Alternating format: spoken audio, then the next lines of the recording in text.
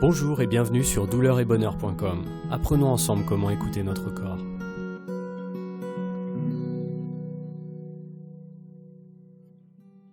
La douleur, une aide précieuse. Toute maladie est une confession par le corps. Petit extrait du poème Cantique de la connaissance écrit par Oscar Władysław. Vous trouverez le lien en bas de l'article écrit. Nous traversons tous des passages plus ou moins chaotiques en lien avec notre santé. Mais pour certains, le chemin apparaît bien plus compliqué que pour d'autres. L'évolution des technologies et de la science a fait apparaître de nouvelles pathologies au sein de la santé humaine, les pathologies chroniques. Selon la Caisse nationale d'assurance maladie, en France, 20 millions de personnes seraient touchées par une pathologie chronique. Plus le temps avance et plus ce chiffre grimpe. Pour beaucoup, l'apparition de la douleur et de la maladie est un fatalisme sur lequel ils n'ont aucun pouvoir. Beaucoup voient cet événement dans leur vie comme une difficulté, mais ce n'est peut-être pas le cas. Serait-il possible qu'il soit au final une aide ? De plus en plus de témoignages viennent à nous démontrer que le passage de la douleur et de la maladie dans une vie peut être moteur.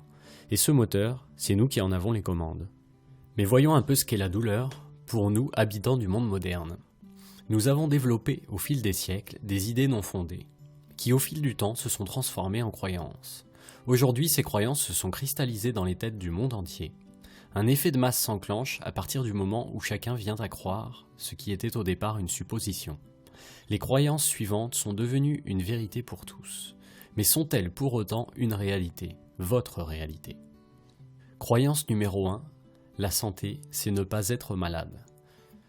Comme on peut le voir, la pathologie et la santé sont les deux faces d'une même pièce. Elles ont toutes les deux le même objectif, notre bien-être.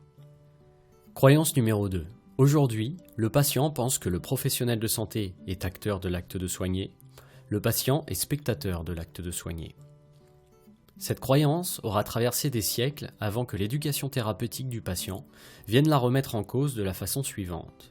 Le professionnel de santé est un acteur aidant de l'acte de soigner, le patient est l'acteur principal de l'acte de soigner. Croyance numéro 3, issue du livre « Apprendre à éduquer le patient » de Jean-François Divernois et Rémi Gagnère. Nous savons que prévenir et guérir sont les deux composantes de l'acte de soigner. Cependant, les pratiques curatives ont souvent occulté les succès de la prévention, peut-être parce que guérir une maladie est plus spectaculaire que d'empêcher l'apparition. Effectivement, notre société nous pousse indirectement vers la consommation et le spectaculaire. Il est important pour nous de se réadapter avec le fond et non juste la forme de ce que nous vivons. Croyance numéro 4 du livre La lumière médicale de Norbert Ben Saïd. On a développé dans la population la croyance selon laquelle la mort serait le résultat d'un processus pathologique et que s'il n'y avait pas de maladie, il n'y aurait pas de mort. Autrement dit, la maladie n'aboutirait qu'à la mort. L'éducation thérapeutique du patient nous montre jour après jour que la maladie peut être un allié de l'humain pour le mener vers la vie. Nous devons apprendre à l'écouter et comprendre vers quel chemin elle cherche à nous guider. Ces croyances ne nous aident pas à avoir une vie plus équilibrée. Il est peut-être temps de s'ouvrir à de nouveaux points de vue. Cela ne veut pas dire y croire automatiquement, mais accepter simplement qu'ils puissent eux aussi exister. Et si on changeait notre point de vue ? Lorsque je rencontre des personnes en difficulté de santé, j'observe principalement deux types de personnes.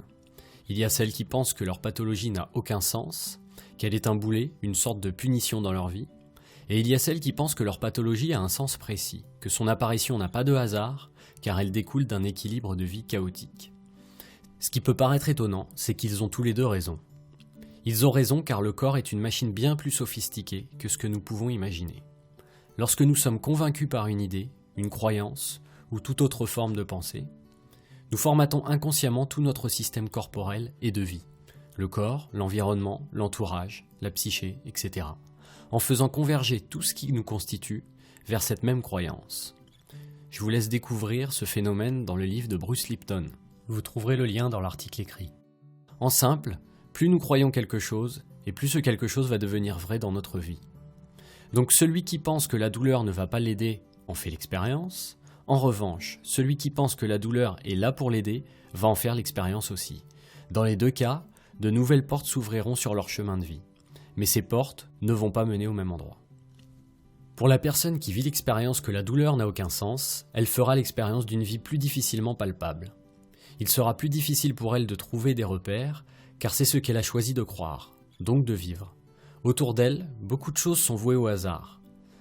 Dans les moments difficiles, le monde qui l'entoure lui paraît extrêmement abstrait, intangible. Souvent, un sentiment de solitude s'installe, car l'incompréhension, la peur du hasard et de la fatalité apparaît inconsciemment.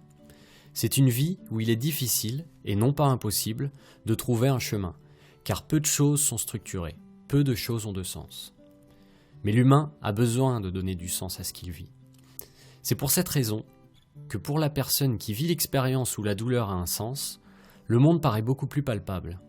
Il y a toujours une phase chaotique, plus ou moins longue, d'adaptation au niveau du rythme de vie, mais petit à petit, tout se construit et se coordonne naturellement autour d'elle. Sa première mission sera de prendre du recul, assez pour lui permettre de voir sa vie autrement et déceler le sens caché de tout ce qu'elle vit aujourd'hui. C'est un travail sur soi relativement difficile, il est fréquent de traverser des épisodes d'abandon durant cette période, mais c'est normal. Une personne qui a vécu durant plusieurs années avec un même équilibre de vie ne peut pas le changer en un claquement de doigts. Il y a toute une adaptation de soi, de son corps et de son environnement à mettre en œuvre. C'est un travail souvent long, mais qui est fort porteur de sens. Il est fréquent que les personnes qui trouvent l'audace de parcourir ce chemin changent complètement leur mode de vie. C'est comme un nouvel apprentissage, une nouvelle construction de soi. Et lorsque l'on construit, nous devons au préalable déconstruire. C'est cette phase-là qui fait peur. Car il faut admettre que nous n'étions peut-être pas dans l'équilibre de vie fait pour nous. Cette étape est très frustrante au premier abord. Mais lorsqu'elle est traversée, elle laisse place à la liberté de reconstruire à sa façon, d'une manière plus authentique. Et c'est à partir de ce moment-là que la vie devient magique. C'est aussi à partir de ce moment-là que la pathologie devient votre allié. Et lorsqu'elle est votre allié, elle est soudainement là pour vous aider. Le message que votre corps tentait tant bien que mal de vous transmettre vient d'être écouté et pris en compte. À quoi lui servirait-il de rester ? Mais sachez qu'une pathologie est une transition. Il arrive souvent que la pathologie décide de rester. Peu de personnes ont le plaisir de nous dire qu'après ces nombreuses années passées avec elle, eh bien c'est bon, celle-ci a disparu. Ils l'ont pourtant écoutée, ils lui ont fait confiance, ils estiment avoir une vie équilibrée qui leur convient, mais elle est toujours là. C'est un peu le jeu de l'arroseur arrosé. Ce qui va suivre peut paraître paradoxal, mais je l'observe parfois. La personne qui accepte sa pathologie comme un guide doit tout de même être vigilante sur un point. Une pathologie n'est pas un état d'équilibre. Il ne faut pas non plus accepter que, puisqu'elle est là, alors il fait sens qu'elle reste pour toujours, bien au contraire. La pathologie a un sens lorsqu'elle est considérée comme une aide temporaire. Avoir une douleur chronique, c'est être conscient que nous entrons dans une phase de transition, et non dans une phase d'équilibre. Si on reprend l'exemple du chapitre précédent, tout comme la personne qui accepte de croire que la douleur a un sens, il est possible qu'inconsciemment, une personne se mette à croire que sa pathologie fait partie de son équilibre de vie au long terme. Et dans ce cas, la personne fera l'expérience d'une pathologie qui dure encore et toujours. Vous découvrirez les mécanismes de ce qui est expliqué tout au long de mes publications et travaux. Car ce n'est pas en quelques lignes qu'il est possible d'assimiler toutes ces notions. Mais avec l'expérience de votre santé, étalée sur un temps plus ou moins long selon chacun, il est possible de retrouver une vie confortable, même avec une pathologie chronique. C'est une mission sur le long terme, mais elle vous apportera bien plus de bien-être que vous n'oseriez l'espérer. Alors, laissez-vous guider par votre santé, elle vous veut du bien.